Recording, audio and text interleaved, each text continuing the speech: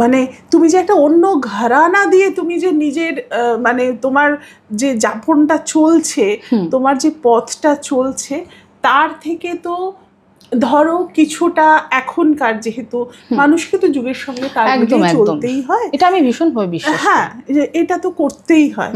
তো সেটা মানে ওটাকে ইনট্যাক্ট রেখে, এবং তোমার একটা খুব বড় সুবিধা যেটা আমরা ছোটর থেকে শুনেছি, বাঙালি বাড়িতে তো গান বাজনার চলন খুব কমন ব্যাপার, হ্যাঁ।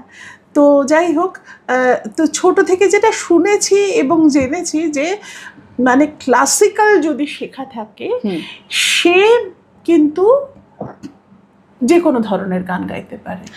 এটা একেবারে, কারণ গলার পরিপক্কতা যে তৈরি হয় সেখানে কিন্তু সুরের চলন যে কোনো দিকে, খালি গলা নয়, আমি বলবো মিউজিক্যালিটি তৈরি হয়। ঠিক, হ্যাঁ, তুমি খালি একজন গায়িকা হবে না, তুমি একজন সঙ্গীতজ্ঞ হতে পারো।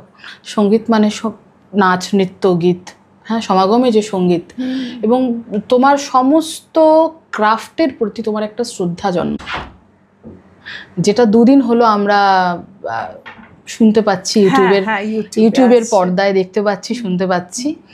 কজন শুনেছেন জানি না, তবে যারা এখানে দেখছেন তারা যদি শোনেন এবং আমাকে জানান যে আপনাদের কেমন লাগছে, তাহলে খুব খুশি হব। এটা তো শিল্পীর কাছে সবচেয়ে বড় প্রাপ্তি, এই যে এই ভাইবটা আসা, যে তার গানটা মানুষ কতটা ভালোবেসে